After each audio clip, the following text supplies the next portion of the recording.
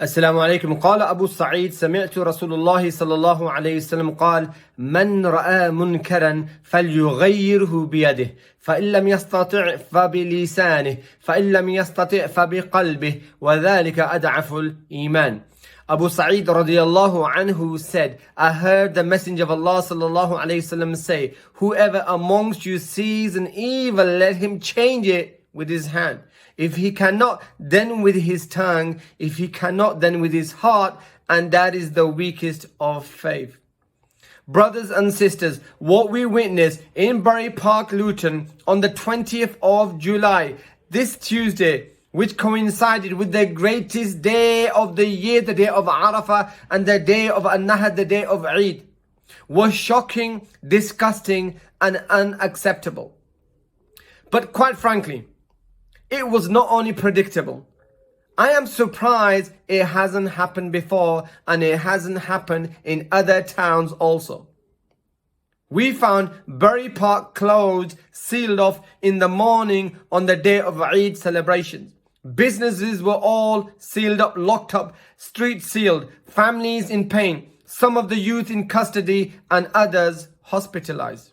Eid plans jeopardized for many due to the stupidity of a few.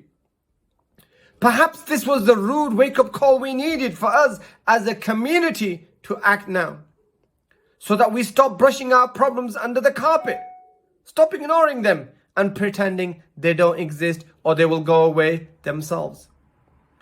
We need to stop remaining silent. Silence in the face of munkar, evil, doesn't make the munkar go away. In fact, it's almost a tacit approval. We must have a frank, open conversation. Something has to be done and we must act now. Raat and Eid, which are supposed to be a family occasion, a time of celebration, eating, visitations, glorifying, praising Allah subhanahu wa ta'ala in the obedience of Allah subhanahu wa ta'ala, is spoiled by a small segment of youth. Twice a year, these so-called rude boy racers drive their cars doing tawaf around our streets, causing unnecessary traffic, hazard, nuisance, disorderly behavior, yet we remain silent. And on some occasions, this turns ugly. Trouble brews up, and we end up with fatalities, someone getting hurt, and yet we remain silent. The disgusting violence in Bury Park was reminiscent of the drunkard football hooliganism and racism we are so accustomed to witnessing and seeing in this society. And we witnessed it not too long ago in Wembley. No doubt the society's influence has rubbed off onto some of our youth who behave almost like racist mobs and thugs, as this has no place in Islam or within the Muslim community. Some say it was the Bengalis or the Afghanis or the Pakistani youth, whoever they are. I ask you and you tell me, what is a Bengali, what is an Afghani, and what is a Pakistani, and what makes you different? What are you fighting over? Are you fighting because one eats chapati and other eats naan and the third eats rice and fish? Or are you fighting because your flags are different? Because of fake identities of separation that were given to you by your slave masters? Exactly. This is how stupid, this is how low level the thinking and the fighting is. Worthless, yet we kill one another. Rude boys, I ask you, how would you feel if your sibling was knocked over by a fellow youth rude boy doing his rounds in his car? How would you feel if your sister was being checked out by another rude boy in another town? What if you were the victim of an attack or a fatality? So stop doing to others what you don't want to happen to you or your family members. Muslim youth, wake up. You are brothers in Islam. What do you think you're doing? In these blessed days of Hajj of Zul Hijjah, remember the Prophet's final sermon. No nationalism, no racism in Islam. Remember, we sacrifice in obedience to Allah subhanahu wa ta'ala. We don't sacrifice one another.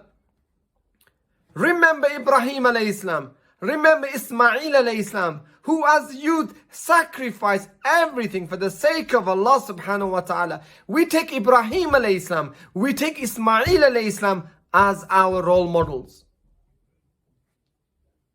We need to take responsibility and we need to act now. Key action points for us to consider. Firstly, brothers and sisters, stop sharing, stop recording something which is wrong and brings no benefit. Why do we share filth of our community? Those who stand, watch, bystanders, who like to video, hundreds of us, who could have tried perhaps to stop the mayhem, instead prefer recording. Maybe there was 10 at most causing mayhem, but hundreds of us watching. I know it can be a fine line sometimes, but what is today's society culture? To watch and record and not to prevent and stop.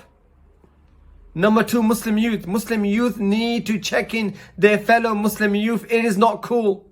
This jahiliyyah, this mentality, this culture has to be addressed, has to be challenged and needs to be changed.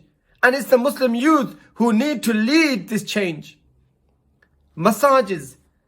There are more than 10 masajids in Bury Park.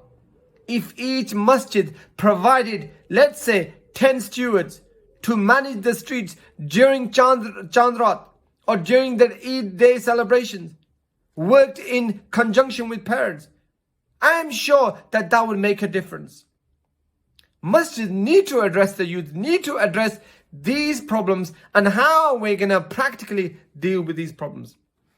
Masjid needs to address these in your khutbahs, engage with parents, make the parents accountable, empower them, help them to address these issues.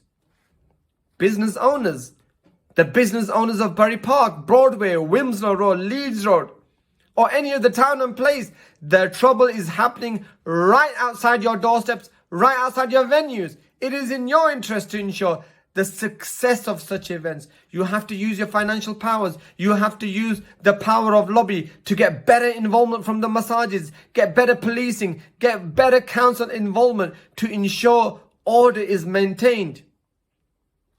Stewarding. I fully support the concept of family Raats and Eid celebrations open to all, but I highly recommend that the community gets together with the masajids, with the authorities, and self-stewards these nights and occasions to ensure the safety and order. Parents, siblings, friends, where are your youth? Why don't you know? Are you a responsible parent or an absent parent? If one of your loved ones was involved or is heading towards these events, you got to engage them. You got to speak to them. You got to perhaps accompany them.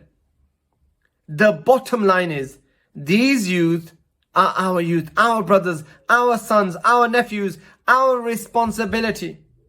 We have to ensure the scenes of Bury Park are never repeated again in London, in Bradford, in Manchester, in Leeds, or anywhere else.